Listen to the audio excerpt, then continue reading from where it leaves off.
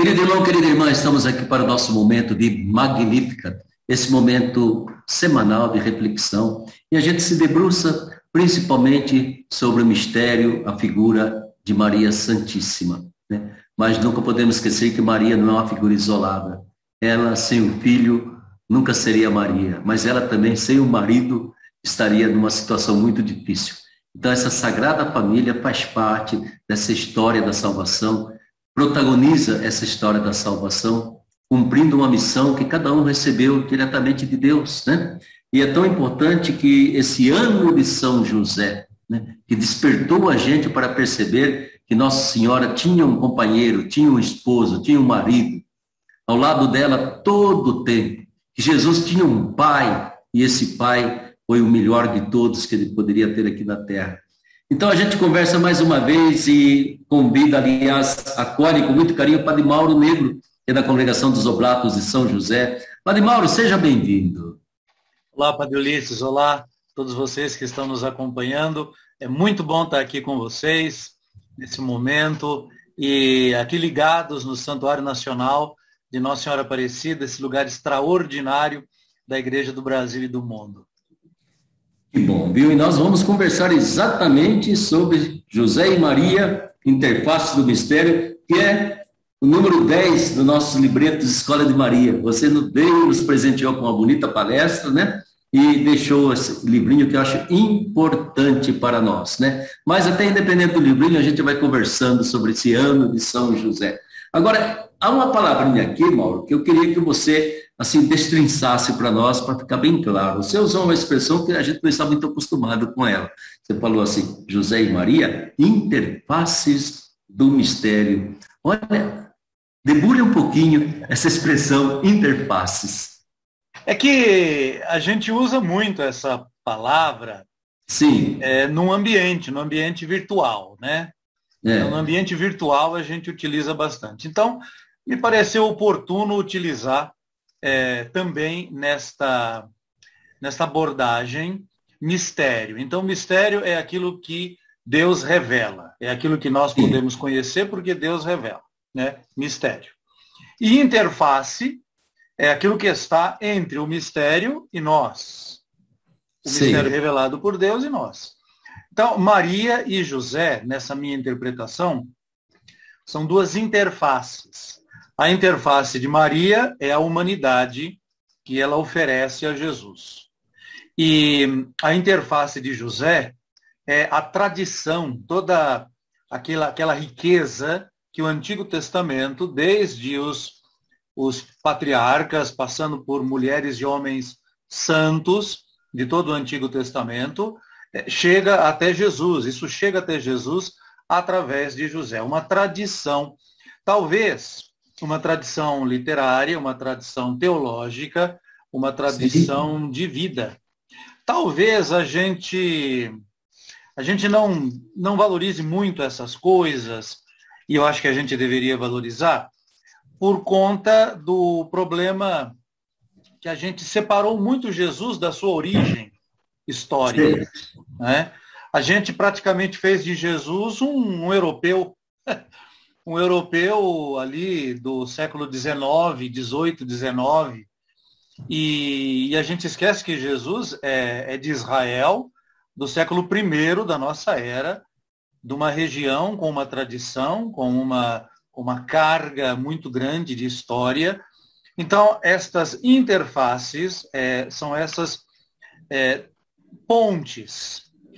Se a expressão interface, às vezes pode ser um pouco difícil de entender, vamos pensar como pontes que ligam Jesus, o mistério, a alguma realidade. No caso, a humanidade, Maria, e a tradição judaica, a tradição de Israel, povo eleito, José. Mais ou menos isso. Eu creio que a gente quase poderia chamar de interfaces sacramentais, né? Conecta. Porque ligam ao mistério. O mistério é um sacramento, o sacramento é um mistério, é a ação de Deus. Tudo a ver, tudo a ver. Então, eu acho que é importante porque devagarinho vai nos unindo também com esse bendito mundo, o algoritmo da internet. Né? Pois é. Que a gente tem que se acostumar e usar também, né? É de verdade, né? E aí, então, eu acho que eu gostaria que você recordasse para nós aquilo que você explanou tão bem na sua palestra, né? Esta figura de José, né? É uma devoçãozinha que nós temos, é o padroeiro de algumas igrejas. Esse homem é um protagonista importantíssimo, que não pode ser desligado de Maria, em primeiro lugar. Ele é esposo, e de Jesus, ele é pai, né? E pai com todas as letras e principalmente com toda a responsabilidade possível, né? Como que você poderia definir essa pessoa, essa missão de José, exatamente dentro da história da salvação, dentro do projeto divino e dentro da missão de Jesus, né? Porque ele pegou essa missão, o momento em que as promessas divinas se atualizam, se realizam, aí está convocado José. Bom, olha, eu digo com frequência que se Maria é a herança que Jesus recebe da humanidade, então ela lhe dá uma herança, que é a humanidade, a humanização do Filho de Deus. Se João Batista, olha, eu vou colocar outro elemento aqui, João Batista, liga Jesus às tradições proféticas, né? José é o patriarca. José é o patriarca do Novo Testamento. Sim. Então, essa identidade patriarcal, que inclusive aparece logo no início do Evangelho segundo Mateus, lá no primeiro versículo, livro da origem de Jesus Cristo, filho de Abraão, filho de Davi. Isto é toda a história patriarcal com um viés também real, né, das tradições do Messias. Sabe, padre, eu gosto muito da história. Por formação, eu tenho muito esse viés da história. E, às vezes, eu lamento muito que nós, cristãos e católicos, a gente tenha perdido um pouco essa história da humanidade de Jesus, né? Dele ter nascido num povo específico, numa região específica, de ter tido tradições, de ter vivido aquelas tradições, de ter também experimentado, como um fiel de Israel experimentava a emoção quando chegava no templo, a alegria da festa da consagração do templo, da festa da Páscoa, sabe? Então, toda essa dimensão, ela é muito histórica, ela é muito humana, ela é da experiência humana de Jesus. Então, eu acho que José, ele é a chave para compreender todas essas coisas aí, viu? Eu diria e digo, é o patriarca do Novo Testamento. Tanto que no Evangelho segundo João, 2 vezes o pessoal, as pessoas ao lado de Jesus, de modos diversos e com motivações também distintas, eles perguntam, não é esse o filho de José? Ou então afirmam, Jesus, filho de José. De maneira que tem tudo a ver com a história, tem tudo a ver, sabe, numa outra comparação, se as comparações ajudam, tipo uma carteira de identidade. Sim. Quando a gente mostra a carteira de identidade da gente, o RG, está lá a filiação, está lá o lugar onde a gente nasceu, está a data do nosso nascimento. Então, José é um pouco isso, sabe? Junto com Maria, toda a referência histórica do personagem Jesus, que nós sabemos é o Filho de Deus. Eu acho que é por aí. Certo. Então, vamos falar assim, José é a carteira de identidade de Jesus. Uma outra para José, né? outra identidade, outra maneira de dizer sobre Mas isso. eu acho que esse ponto, entende? Porque, às vezes, eu tenho a impressão que aquela antiga tentação do docetismo continua muito presente ao longo dos séculos, né? Negar essa humanidade real, concreta de Jesus. Negar que ele teve uma cultura, ele se encarnou dentro de uma cultura, né? Desde o alimento que a gente come, o que a gente faz, como que a gente sobrevive, como que a gente se relaciona, como que a gente celebra o culto. Ou seja, foi uma encarnação 100%. Né? Ele assumiu, né, essa kenosis, né? E vivenciou isso para valer, com todas as maravilhas que havia e com todas as limitações também. Né? Aceitou tudo isso. Eu acho isso muito importante, padre, porque a gente tem, felizmente, a prática de identificar Jesus com o nosso povo. Nosso povo se identifica com Jesus. Isso é maravilhoso, né? Agora, seria importante também a gente colocar este Jesus dentro do seu ambiente histórico, para a gente poder perceber tudo o que ele também sentia, pensava, vivia, vivenciava, e José é parte disso tudo aí. Como também Maria, é claro, né, e os outros, todas as figuras ao seu entorno são parte disto tudo. Mas só que a gente esquece um pouco este personagem. E o ano de São José, eu acho que ajudou a gente a lembrar um pouco essas coisas aí, né? Exatamente. Eu acho que foi um ano assim que nós, de alguma forma, né, tiramos aquela distância que eu dizia assim, colocava entre a imagem de Nossa Senhora e a imagem de José, um casal bem separado. Eu acho que a primeira coisa foi exatamente essa aproximação desse casal. Outra coisa que você falou, me recordo bem da sua palestra, entende? É a própria modo como a gente produz a imagem de José. Se é realmente um homem, um jovem, ou é um velho acabado, né? Repita um pouquinho isso aí, porque eu acho que ainda faz parte, sabe, de quase que mudar determinadas gravações que a gente tem na cabeça. Durante séculos, a figura de José foi apresentada como um homem indeciso ou medroso e, fundamentalmente, idoso, por conta de textos que chegaram até nós, que nós chamamos de evangelhos apócrifos, né? E a função ou o motivo dele ser idoso, e bem idoso mesmo, não era só idoso, era muito idoso. Lá de idoso. Muito idoso mesmo. Era justamente para defender a virgindade de Maria, dizendo assim, um homem com muita idade não poderia molestar fisicamente a jovem Maria.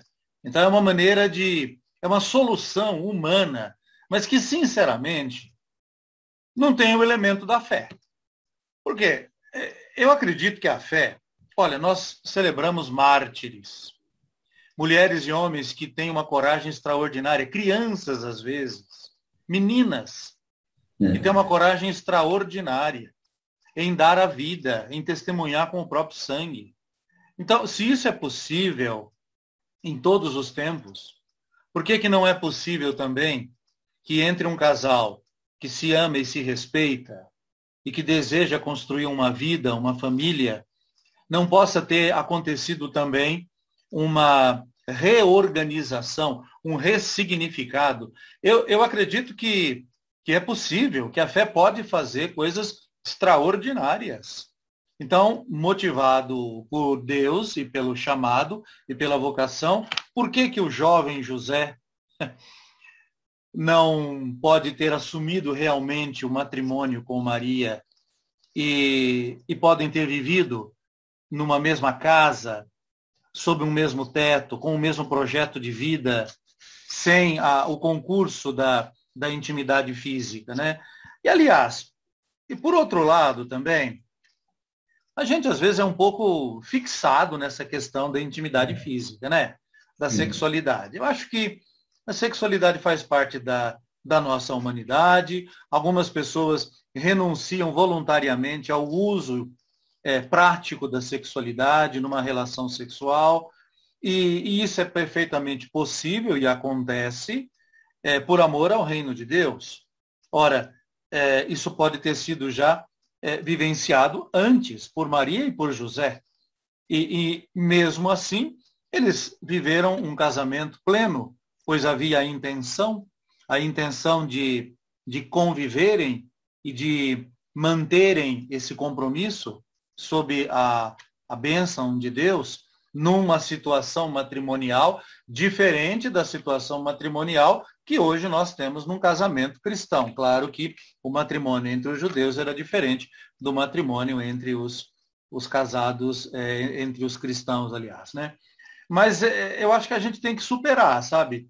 E não ver José como o vovô de Jesus, porque, padre, você sabe que tem alguns quadros que não apresentam José como o vovô de Jesus, apresentam José como bisavô de Jesus. Então, gente, por que isso? Será que precisava disso? Eu acho que não.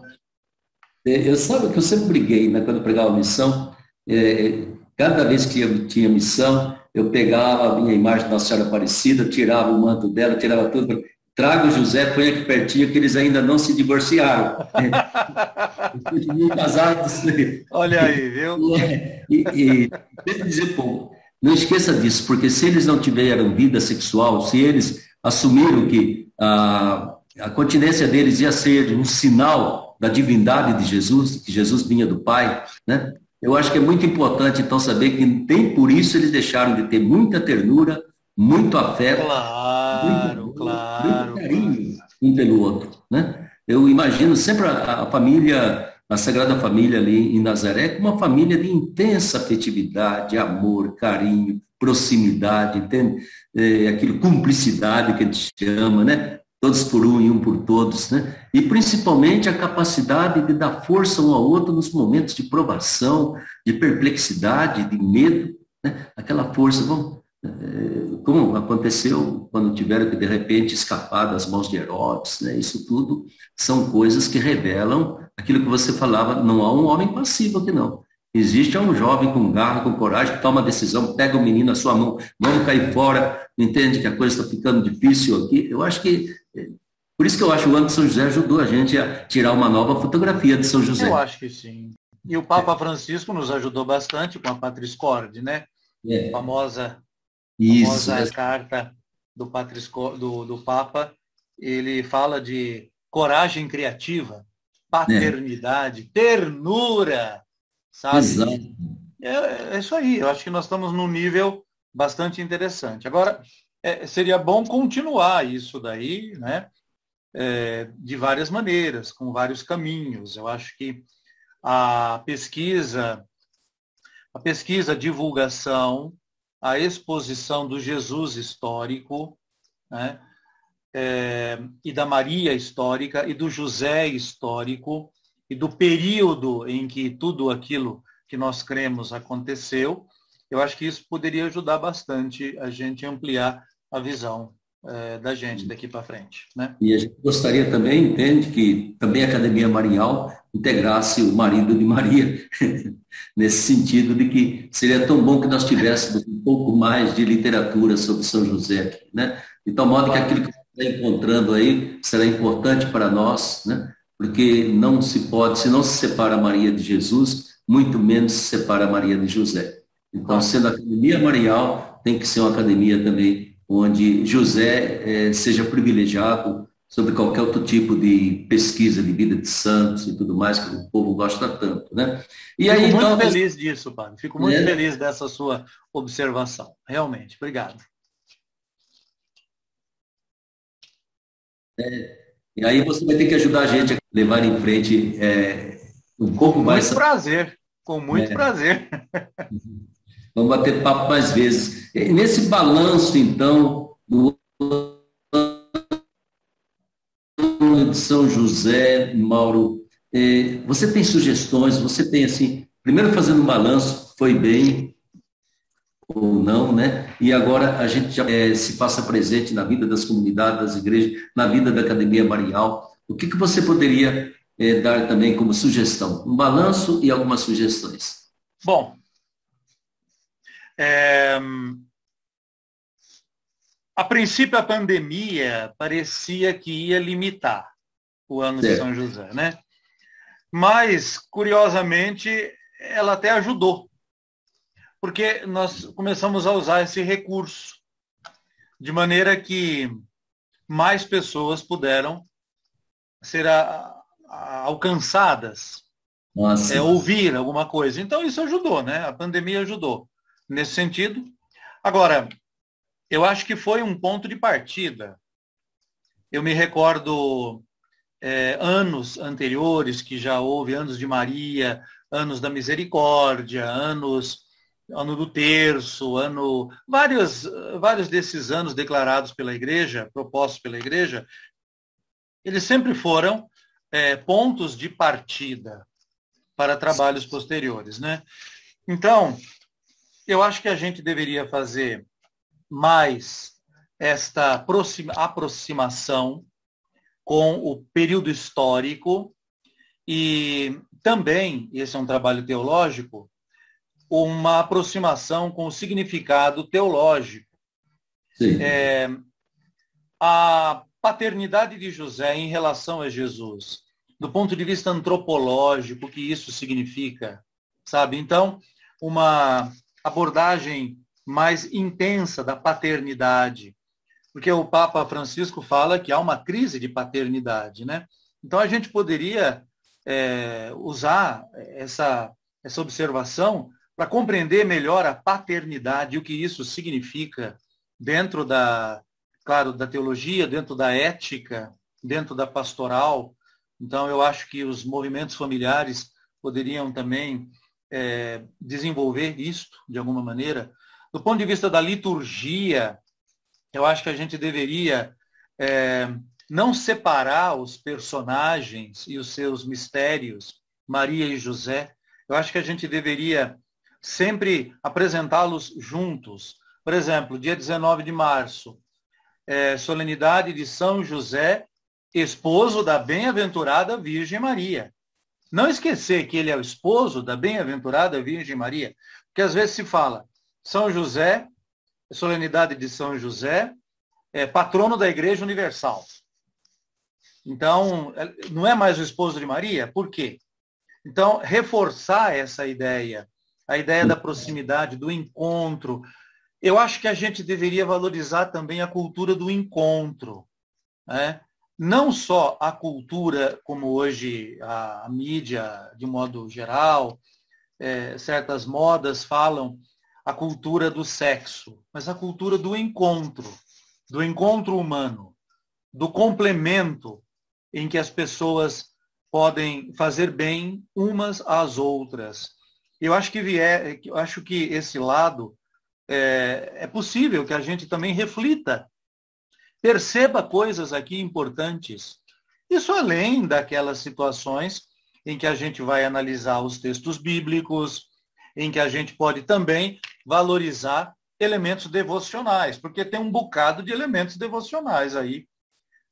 Sinceramente, padre, às vezes alguns elementos devocionais são meio cômicos, né? A gente respeita, mas às vezes eles precisariam ter uma certa polida. E tem outros que são muito interessantes, muito válidos, muito marcantes. Então, esses elementos devocionais, descobri-los, de certa maneira organizá-los, quem sabe valorizá-los. E essa argumentação sempre conjunta de Maria e José em torno do mistério de Cristo e da Igreja, eu acho que seria muito importante a gente, quem sabe, fazer congressos, produzir textos, livros e, quem sabe, lives. Eu sei de colegas que já fizeram até vídeos, né? Filmes, realmente filmes. Então, são coisas boas que tem por aí. Eu acho que a criatividade, ela ajuda bastante a gente nesse ponto. Eu tinha pensado muito, Mauro, também nessa questão do José dentro da família, né? Sei lá, eu acho que há uma carência do relacionamento ali da família, né? E nesse relacionamento é que eu vejo essa figura de São José como tão importante, porque, sei lá, a família ficou meio fragmentada, meio dispersa. Tudo faz com que a gente não se encontre dentro de casa, com que a gente não se relacione, não tenha aquele gosto de estar junto, sabe? Cada um pega lá o seu prato de comida, vai conversar com o seu celular. Eu acho que São José poderia nos ajudar nesse relacionamento de ternura, de proximidade dentro da família. Tá? Porque é bom que ele seja trabalhador, tudo bem, é bom que ele seja patrono, mas ele foi primeiramente família, né? Ele foi o pequenino templo de Deus, né? Realmente onde Deus se encarnou, o resto tudo eram sinais, templo era sinal, né? Aqui Deus se encarnou, né? E esse homem estava ali, né? Numa imensidão de responsabilidade, de união, de ternura.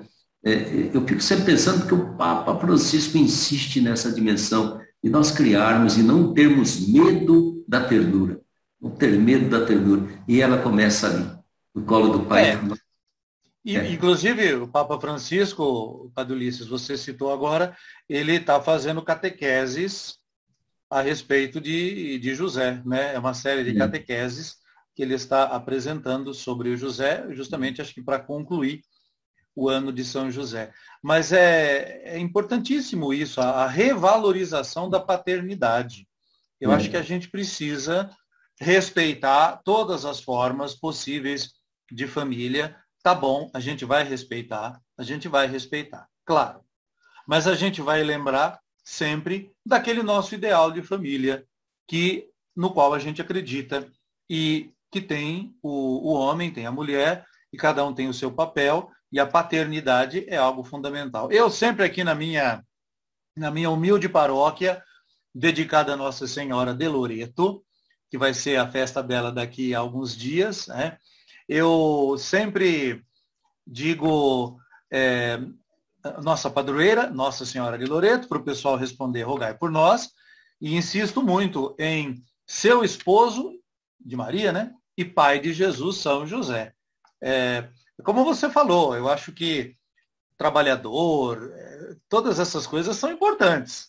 Tá bom. Mas esposo e pai é o fundamental. É o fundamental, sem dúvida nenhuma. Foi fundamental para a encarnação, é o fundamental para a sociedade, é o fundamental para todas as famílias, né? Você veja, por exemplo, a nossa basílica, agora está sendo revestida, está uma maravilha. Está muito bonita mesmo. Parabéns. Está extraordinária. Agora, eu tenho a impressão de que reinserir, entende, o mistério de Jesus dentro de uma história, né? Jesus não está presente em templos e nada, ele está dentro de uma história. E uma história que começa ali com uma pequenina família, né? E vai se desabrochando. Reinserir essa presença do divino dentro do humano, que é Maria, que é José, que somos todos nós, e retomar de novo essa sacramentalidade que a encarnação trouxe para nós. Porque a gente buscava Deus em mil formas, inventava, entende? É uma pedra, é uma árvore, é um bicho, é um lugar, sei lá. Mas agora é dentro do humano, é dentro do quanto mais humano, mais divino. Eu acho isso tão bonito, entende?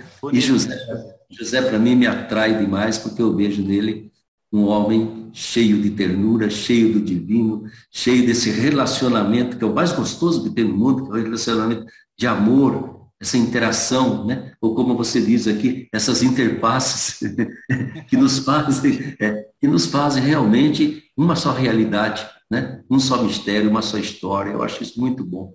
E aqui temos a nossa basílica. Eu vou dizer para vocês, eu acho que eu já falei, entende? Eu fui um dos que andou brigando por aqui para que houvesse a capela de São José. Opa! E é uma capela muito bonita. Antigo Dom Penido queria fazer uma capela de adoração perpétua a Jesus, né? Capela do Santíssimo, eu falei. Depois ele queria Nossa Senhora do Rosário. Eu falei, não, 2 títulos Nossa Senhora aqui, não, por amor de Deus, né? E não ia conseguir. Mas nesse meio tempo, São José deu um jeito, trocou de arcebispo, lá veio do Aloísio, né? Eu falei, Dom Aloísio, aqui é o Santuário da Sagrada Família. Entende?